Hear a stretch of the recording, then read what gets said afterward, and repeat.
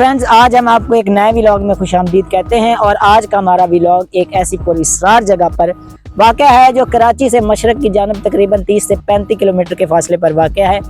और मेरे पीछे आप कब्रें देख सकते हैं। ये कब्रिस्तान है, तकरीबन 500 से 600 साल पुराना कब्रिस्तान है और बहुत ही पुरअसरार जगह है।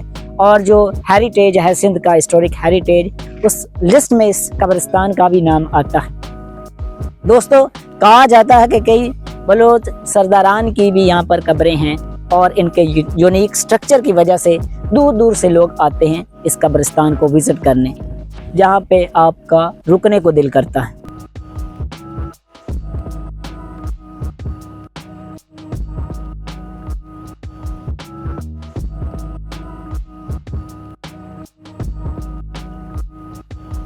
दोस्तों, कहा जाता है कि एक बलोच सरदार था जिसका नाम था जोखियो। उसके नाम से पूरा ही एक बलोच कबीला जोखियो जो है वो यहाँ पर आबाद था। और ये जो कब्रें आप देख रहे हैं, इनमें से अक्सर कब्रें जो है वो बलोच सरदारों की हैं या उस बलोच कबीले के जो रैशी थे उनकी हैं। यहाँ पर सिंधी लोगों के भी, जो सिंध कब्बा से तल्लुक़ रखने वाले थे, उनके भी कब्रें यहाँ पर मौजूद हैं। और दोस्तों, ये जो स्ट्रक्चर देख रहे हैं आपको, मैं जस्ट एक या दो कब्रों का एक्सप्लोर करूंगा जो डिफरेंस, क्योंकि इनका स्ट्रक्चर जो है वो सारी कब्रों का ऑलमोस्ट सेम है। तो एक दो नक्शो नगार में आपको फ़र्क दिखेगा। ये जो पत्थर है, ये पीले हट वाले रेतले पत्थर हैं, बहुत ही मजबूत पत्थर होते हैं। और इनका जो आप उम्र से अगर अंदाज़ा लगाएं तो 500 से 600 साल पुराने ये पत्थर हैं। और आज भी देख लें किस तरह बिल्कुल सही सलामत खड़े, बिल्कुल टस से मस नहीं हुए ये पत्थर। तो इससे भी इस बात का अंदाज़ा लगाया जा सकता है कि ये पत्थर जो है वो कितने मजबूत और पायदार और कितनी उम्र रखते हैं।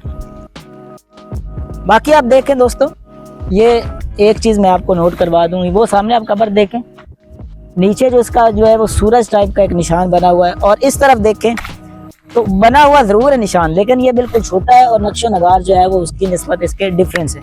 बस ये बेसिकली जितनी भी कब्रें मैंने यहाँ पे देखी हैं, इनमें से दो ये डिफरेंस है दो कब्रों का। और एक वो आप देख रहे हैं उधर, अगर आप कैमरा मैन दिखा सके, बल्कि आप चल के जाते हैं उधर, आपको दिखाते हैं।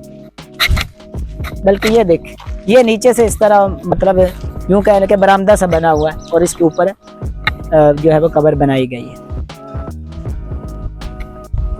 एक अंग्रेज प्रोफेसर ने भी 1857 ईस्वी में यहाँ पे विजिट किया था। एक्चुअली वो रिसर्चर था, हिस्टोरियन था, तो उसने इस पे रिसर्च की। तो उसने अपनी किताब में लिखा कि मैंने पहली दफ़ा ऐसा यूनिक स्ट्रक्चर देखा है कब्रों का।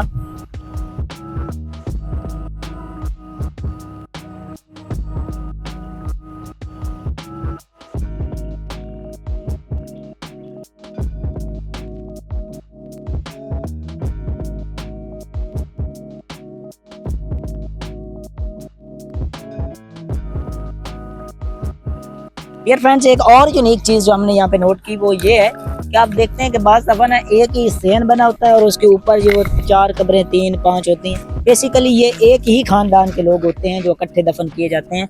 आज भी ये रिवाज है कि जहाँ अगर एक ही खानदान के लोग फौत होते हैं या वक्फे से भी फौत हो तो उनके साथ साथ उनकी कब्रें बनाई जाती है, ताकि पहचान होती है कि ये हमारी फैमिली का एरिया, यहाँ पे हमारी फैमिली के लोग दफन होते हैं। तो इसी तरह ये भी आप पुराने दौर में भी इस तरह का निज़ाम था कि नीचे सेन बनाया जाता था पूरा एक, और ऊपर उनके जो इकट्ठी कब्रें उनकी बनाई जाती थी।